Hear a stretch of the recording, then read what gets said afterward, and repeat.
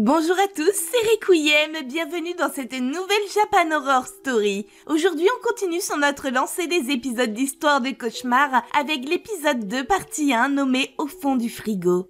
Évidemment, je vous mets le lien du webtoon en question dans la barre d'infos si vous voulez avoir les dessins et l'histoire de base du créateur. Cette vidéo est en collaboration avec Gundra, un comédien de doublage amateur rempli de talent. Si vous souhaitez suivre son travail, je vous mets son Twitter en barre d'infos. N'hésitez pas à aller le follow. Allez, c'est parti. On se lance dans la Japan Horror Story numéro 43, partie 1. Éteignez bien vos lumières et plongez dans ce monde sombre où je fais de vos cauchemars une réalité. J'ai une histoire terrible à vous partager. Ça s'est passé lors de la période d'hiver en 2014. Ça date un peu, mais elle reste dans mes souvenirs de façon très nette. À cette époque, j'étais étudiant et je venais de me faire accepter dans une très bonne université à Tokyo. Après un bref moment de joie, je me suis retrouvé englouti par les préparations. Il faut savoir que je n'habitais pas du tout cette ville de base.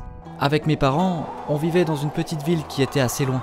Je devais donc absolument trouver un appartement pour me loger le temps de mes études et on a donc décidé avec mon père de faire le voyage jusqu'à Tokyo à la recherche d'un logement pour moi.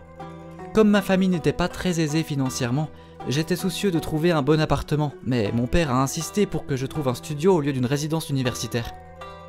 Papa, tu sais, aller en résidence universitaire, ça me convient. Ne raconte pas de bêtises. Trouver un logement correct, c'est le minimum que je puisse faire pour mon fils. Merci, mais c'est pas obligatoire, tu sais. Tu as travaillé très dur pour entrer dans cette université. Prends ça comme un remerciement de la part de ta mère et moi. Merci, papa. Allons, pas de ça entre nous.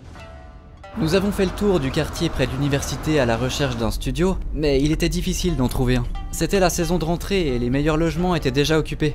En faisant le tour des agences, nous avons reçu pas mal de refus car tout était déjà pris. Il restait une dernière agence dans laquelle nous n'étions pas encore entrés. Nous y sommes allés et un homme nous a accueillis très gentiment.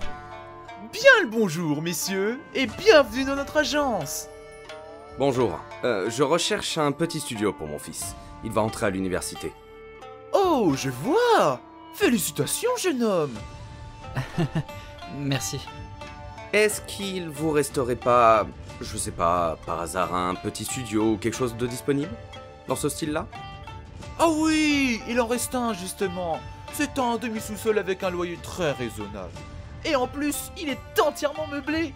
Il est équipé d'une cuisinière à gaz, d'un micro-ondes, d'un réfrigérateur et d'une machine à laver. Et est-ce qu'on peut le visiter? Mais bien entendu. Laissez-moi le temps d'appeler le propriétaire pour savoir s'il est disponible pour une visite. Vous voulez le voir quand? Aujourd'hui, si c'est possible. Nous ne vivons pas à côté, vous savez. D'accord, veuillez patienter une petite minute alors. Mon père s'est tourné vers moi, un petit sourire à la bouche. C'est exceptionnel qu'il reste un logement de libre.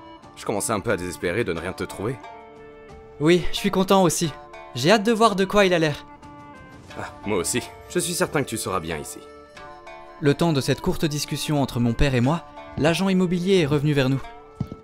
Bonne nouvelle! Le propriétaire est disponible dès maintenant.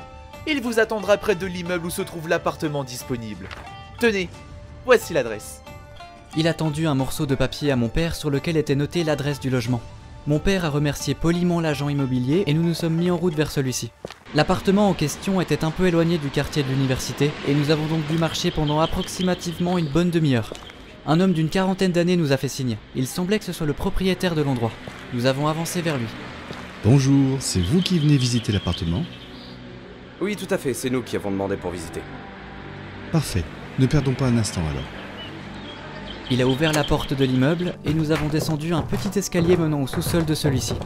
Il a sorti des clés de sa poche et les a insérées dans la serrure de ce qui semblait être la porte d'entrée de l'appartement. Il est entré, suivi de mon père et moi. L'appartement était assez petit, mais de ce que je voyais, il y avait une cuisine tout équipée et un peu de place pour que je puisse installer un matelas ou un lit vers le fond de la pièce. À côté, il y avait une porte menant, je suppose, à la salle de bain. Le propriétaire a pris la parole en commençant à nous faire la visite. Vous savez, les gens ne veulent pas louer un studio qui se trouve à l'écart du quartier, alors je vais vous faire un prix spécial. Vous n'aurez aucun problème si vous aimez marcher. Ça ne te dérange pas, fiston? Non, aucun souci. Parfait. Et en plus, regardez, l'ancien locataire a laissé ses anciens meubles avant de partir. C'est comme ça que c'est devenu un studio meublé. Je trouvais un peu bizarre que quelqu'un laisse ses meubles comme ça sans aucune raison, mais après, peut-être que l'ancien locataire n'en avait plus besoin. Après cette mini-visite de la pièce, il a ouvert la porte vers la salle de bain. Regardez jeune homme, vérifiez les toilettes aussi. C'est pas tous les jours que vous verrez un studio avec des toilettes aussi impeccables. Tout a été nettoyé et désinfecté de fond en comble après le départ de l'ancien locataire. Il disait vrai. Tout était impeccable. Il n'y avait pas la moindre tache. Le studio se situait donc au demi-sous-sol d'un vieil immeuble, mais les toilettes et la salle de bain étaient très propres, le propriétaire était très amical, tout me semblait parfait. Comme j'étais satisfait de cette première impression, mon père et moi avons signé le bail le jour même, et sommes revenus chez nous, contents d'avoir trouvé une bonne affaire. Quelques semaines plus tard, je me suis rendu seul à Tokyo pour me préparer pour le nouveau semestre, c'était 3 jours avant la rentrée. Quand je suis arrivé à mon appartement, le propriétaire était présent. Oh bonjour, vous êtes là? J'ai changé les papiers peints et nettoyé le studio. Vous n'avez plus qu'à déposer vos affaires et à les ranger. Après avoir remercié le propriétaire, je suis entré pour ranger mes affaires dans le studio. Une fois terminé, je me suis allongé sur mon lit en fixant le plafond. Fatigué par le rangement et surtout le long voyage, j'ai fini par m'endormir d'épuisement. Je me suis réveillé d'un seul coup, et je n'avais strictement aucune idée de quelle heure il pouvait bien être. Le soleil ne pénétrait pas le demi-sous-sol, il était donc difficile pour moi de connaître l'heure sans avoir accès à une horloge. J'ai donc pris mon portable, me suis assis sur mon lit et j'ai regardé l'heure. J'avais dormi pendant 4 heures. Je me suis donc levé parce que j'avais besoin d'aller aux toilettes. En passant devant le frigo, j'ai remarqué que la porte de celui-ci était entrouverte. J'ai froncé quelque peu les sourcils en me demandant comment ça se faisait que la porte était ouverte.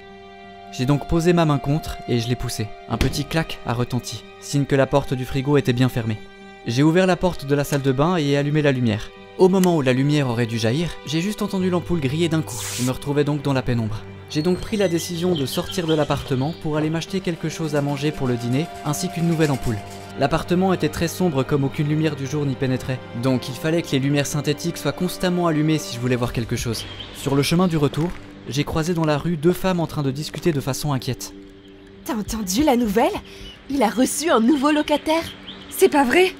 Ça fait à peine quelques jours que l'ancien locataire a pris ses jambes à son cou. Tu penses pas qu'il faut exorciser les lieux? Oh là là, m'en parle pas. Il a appelé une chamane dès que le gars a pris la fuite. Je ne savais pas vraiment de quoi ces femmes parlaient, mais ça semblait plutôt grave. Je n'y ai pas prêté plus attention que ça et j'ai continué ma route jusqu'à rentrer à l'appartement. J'ai rangé mes petites courses et je me suis dirigé directement dans la salle de bain. J'ai pris quelque chose pour pouvoir monter au-dessus de la lampe accrochée au plafond et j'ai dévissé l'ampoule grillée. Je l'ai remplacée par la nouvelle que je venais d'acheter. Pour vérifier le bon fonctionnement de celle-ci, je suis descendu du petit meuble et j'ai appuyé sur l'interrupteur pour allumer la lumière. Quand elle a jailli, j'ai été choqué de voir que le sol était couvert de sang. Mes yeux se sont écarquillés. Mon corps s'est immobilisé. J'étais tétanisé par la peur. Qu'est-ce qui était en train de se passer? Qu'est-ce que tout ce sang faisait par terre dans la salle de bain? Hein? Mais c'est quoi ça? Complètement en panique, je suis sorti de l'appartement en courant. J'ai couru jusqu'à la maison du propriétaire et j'ai sonné chez lui comme un bourrin. Il a mis quelques secondes avant d'ouvrir sa porte d'entrée et il l'a ouvert avec un grand sourire pour me montrer la joie qu'il exprimait de me voir. Oui? Qu'est-ce qui se passe, jeune homme? Il vient de se passer quelque chose de complètement incompréhensible. Expliquez-moi. Il y a du sang absolument partout sur le sol de la salle de bain. Du sang? Intrigué par ce que je venais de dire, le propriétaire a pris la décision de m'accompagner jusqu'au demi-sous-sol. Il a ouvert la porte de la salle de bain de façon méfiante, et quand la pièce s'est révélée à nos yeux, il n'y avait strictement rien. Le sang avait disparu. Mais je ne vois pas de sang. Peut-être que vous avez confondu avec la rouille dans l'eau. C'est possible qu'il y ait un peu de rouille puisque le bâtiment est vieux. Je suis resté dubitatif à l'entendre des mots du propriétaire. Je ne comprenais pas vraiment la situation à ce moment. Vous devriez vous reposer un peu. La route a dû être longue pour vous et vous devez être fatigué. La fatigue joue beaucoup, vous savez. En tout cas, si vous avez la moindre question, vous pouvez me passer un coup de fil. Il est parti aussi vite qu'il est arrivé. Je n'ai rien pu dire, puis, du coin de l'œil, j'ai de nouveau remarqué que la porte du frigo était ouverte. J'ai ressenti un coup d'air froid parcourir tout mon corps. Il se passait visiblement quelque chose ici. Mais qu'est-ce que ça pouvait être ?